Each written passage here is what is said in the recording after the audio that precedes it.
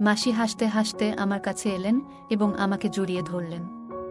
তাকে এতটা কাছে থেকে দেখে আমি খুব খুশি হয়েছিলাম, কারণ সেই জায়গায় আমাকে কেউ চিনত না।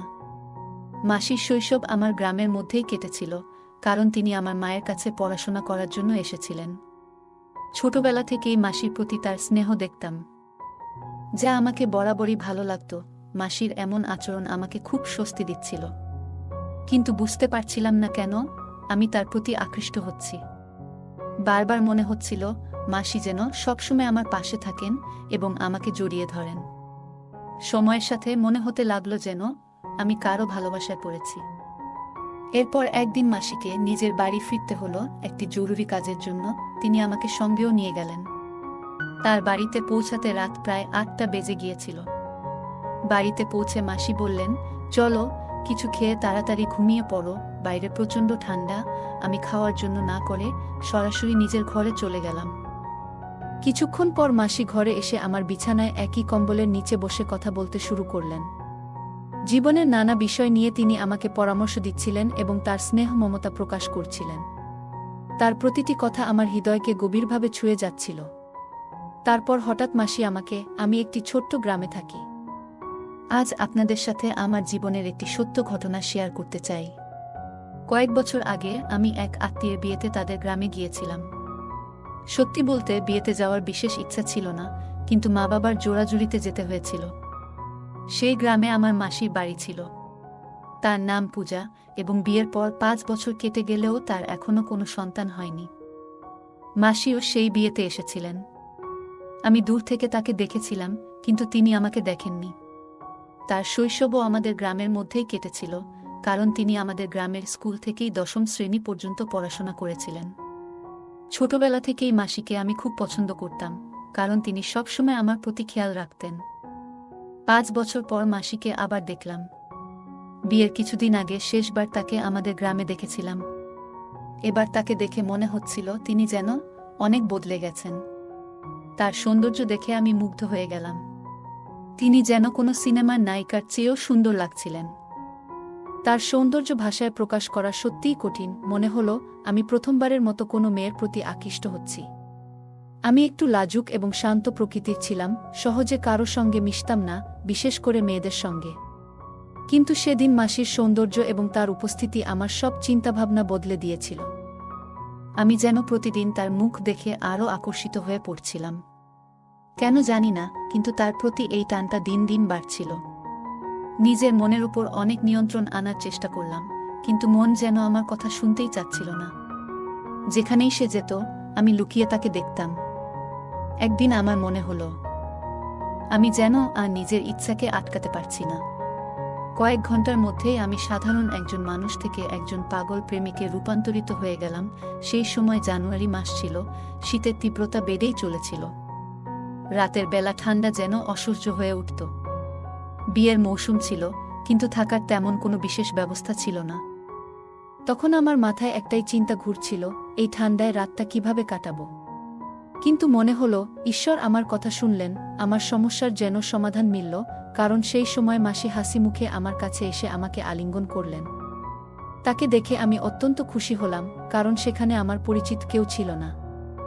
মাসির শৈশব আমাদের গ্রামেই কেটেছে এবং তিনি আমাদের গ্রামের স্কুল থেকেই পড়াশোনা করেছিলেন।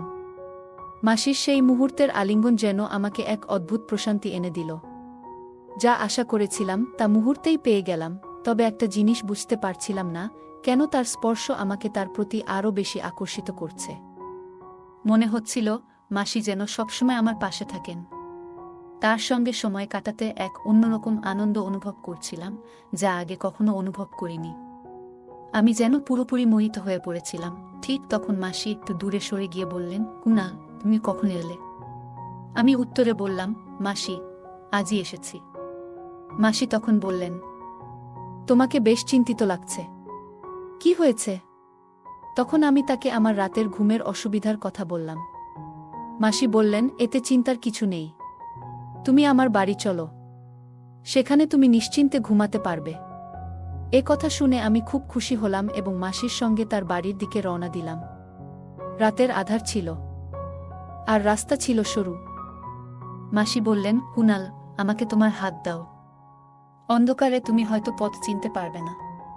তখন আমি তার হাত ধরার জন্য হাত বাড়ালাম। তার হাত ধরে এগিয়ে যাওয়ার মুহূর্তটি যেন আমার মনে এক নতুন অনুভূতি এনে দিল। তার নরম হাতে হাত রাখতেই মনে হলো যেন এক অদ্ভুত শক্তি আমার ভেতর জেগে উঠেছে। তার হাত ধরে হাঁটতে হাঁটতে আমার মনে এক অসাধারণ আনন্দ হচ্ছিল। আমরা ধীরে ধীরে হাত ধরে তার বাড়ির দিকে এগিয়ে চলছিলাম। পথে দেখতে পেলাম আরও কিছু লোক তাদের গ্রামে ফিরছিল। আমরা সামান্য দূর হেঁটে যাওয়ার পর দেখলাম ৫-৬ জন মহিলা নিজেদের মধ্যে কথা বলছে। তাদের কথা কানে আসতেই শুনতে পেলাম। একজন বলছে, শুনেছি তোমার মেয়ের কাল এনগেজমেন্ট, পূজাকে ডেকো না, তা না হলে কোনো অমঙ্গল হবে। অন্য একজন বলল, এমন শুভ মুহূর্তে তো এমন কারো ছায়াও পড়া উচিত নয় যাদের ভাগ্যে শুভ কিছু হয়নি। রাজেশকে ছেড়ে অন্য একজনের সঙ্গে নতুন সংসার শুরু করা উচিত বলে তাদের মধ্যে আলোচনা চলছিল। রাতের অন্ধকারে তারা বুঝতেই পারল না আমরা তাদের পেছন পেছন হাঁটছিলাম। তাদের কথা শুনে মাসি আমার হাত শক্ত করে চেপে ধরলেন। মনে হচ্ছিল যেন তিনি অনেক কষ্ট সহ্য করছেন। আমি এই কথা শুনে খুব কষ্ট পেলাম। বুঝতে পারছিলাম কতটা বেদনায় তিনি দিন কাটাচ্ছেন। কিছুক্ষণ পর মাসি হঠাৎ কান্নায় ভেঙে পড়লেন। তাকে এতটা ভেঙে পড়তে দেখে আমিও বিচলিত হয়ে পড়লাম। আমি তাকে থামানোর জন্য বললাম, মাসি প্লিজ থামুন। তিনি থেমে গেলেন। আমি তার কাঁধে হাত রেখে বললাম, মাসি, এদের কথা শুনে মন খারাপ করবেন না। আপনি জানেন এতে আপনার কোনো দোষ নেই। আপনি খুব ভালো মানুষ। বিশ্বাস করুন, একদিন সব ঠিক হয়ে যাবে। আমার কথা শুনে মাসি কান্না করতে করতে আমাকে জড়িয়ে ধরলেন এবং বললেন, কুনাল, এটা নতুন কিছু নয়। আমার সাথে এটা সবসময় হয়। এখন আর বেঁচে থাকার ইচ্ছা নেই। তার এই কথা শুনে আমি তাকে আলতো করে দূরে সরিয়ে দিয়ে তার মুখে আঙুল রেখে বললাম, মাসি, এমন কথা আর কখনো বলবেন না। আমি তাকে অনেকবার বোঝানোর চেষ্টা করলাম। কিছুক্ষণ পরে তিনি শান্ত হলেন। প্রায় 10 মিনিট হাঁটার পর আমরা তার বাড়িতে পৌঁছালাম। বাড়িতে ঢুকে দেখলাম মেশো বাড়িতে নেই। আমি মাসিকে জিজ্ঞেস করলাম, মেশো কোথায়? তিনি বললেন, তোমার মেশো কাজের জন্য শহরে গেছেন, 4-5 দিন পরে ফিরবেন। আমরা বিয়ের অনুষ্ঠানে খাওয়া শেষ করে বাড়িতে ফিরেছিলাম। বাড়ি ফিরে মাসি আমাদের দুজনের জন্য দ্রুত বিছানা পেতে দিলেন। শীত প্রচণ্ড ছিল, তাই আমরা চাদরের মধ্যে ঢুকে গল্প করতে শুরু করলাম। বিভিন্ন বিষয়ে কথা বলতে বলতে হঠাৎ আমি জিজ্ঞেস করলাম, মাসি, এত বছর পরও আপনার সন্তানের কেন হলো না? আমার কথা শুনে মাসি খুবই দুঃখ পেলেন এবং আবেগ ভরে বললেন, কুনাল, কি বলবো তোমাকে? তোমার মেশোর মধ্যেই একটি সমস্যা রয়েছে। তিনি কখনোই এ বিষয়টি আমাকে বলেননি, কিন্তু একদিন আমি নিজেই জেনেছি। তোমার মেশো যেই ক্লিনিকে টেস্ট করিয়েছিলেন সেখানে আমার এক বন্ধু কাজ করে। সেই আমাকে জানিয়েছে তোমার মেশো কখনো বাবা হতে পারবেন না। মাসি একটু থেমে আবার বললেন, আমি কখনো এ নিয়ে তার সঙ্গে কথা বলিনি। তবে একটা জিনিস দেখেছি, তোমার মেশো বিভিন্ন সাধুসন্তদের প্রতি খুবই বিশ্বাস রাখেন। তাদের কথায় তিনি অনেক টাকা খরচ করেছেন। কেউ বলেছে 5 মাসের মধ্যে সুখবর আসবে, কেউ 3 মাসের মধ্যে। এমনকি একজন তো 1 মাসেই সুখবরের প্রতিশ্রুতি দিয়েছিল। তবে এইসব কথা শুনতে শুনতে 3 বছর কেটে গেছে। আমি জানি এসবের কোনো ফল হবে না। এই কথা বলার সময় মাসি কান্নায় ভেঙে পড়লেন। আমি তার এই কষ্ট দেখে নিজেও খুব খারাপ অনুভব করলাম। তখনই আমি আমার বিছানা থেকে উঠে আমি ধীরে ধীরে উঠে গিয়ে মাসির বিছানার পাশে বসলাম। তার চোখের জল মুছতে গিয়ে তার হাত ব্যবহার করলাম। যখন তার চোখের জল মুছলাম তখন তিনি একটুখানি হেসে ফেললেন। মাসি বললেন, কুনাল, তুই এখনো আমার কতটা খেয়াল রাখিস। আমি একটু হেসে দিলাম এবং আমার বিছানায় ফিরে যেতে চাইলাম, কিন্তু ঠিক তখনই মাসি আমার হাত ধরে বললেন, কুনাল, যদি তুই আজ এখানে না থাকতিস, আমি হয়তো এমন কিছু করে ফেলতাম যা ভুল হতো। তুই সত্যিই খুব ভালো। আজ তুই আমাকে বাঁচিয়েছিস। তিনি আমার হাত নিজের হাতে নিয়ে বললেন, তোর মতো পুরুষ খুব কমই আছে যারা মহিলাদের কষ্ট বোঝে এবং তাদের অনুভূতিকে গুরুত্ব দেয়া। তুই সত্যিই অসাধারণ। এই কথা শুনে আমার মনে এক অদ্ভুত আনন্দ হলো। আমরা কথা বলতে বলতে মাসি আমার হাত আলতো করে চেপে ধরছিলেন। আমি তার দিকে কিছু বলার চেষ্টা করছিলাম, কিন্তু আমার মনে যেন এক বিশাল ঝড় উঠেছিল।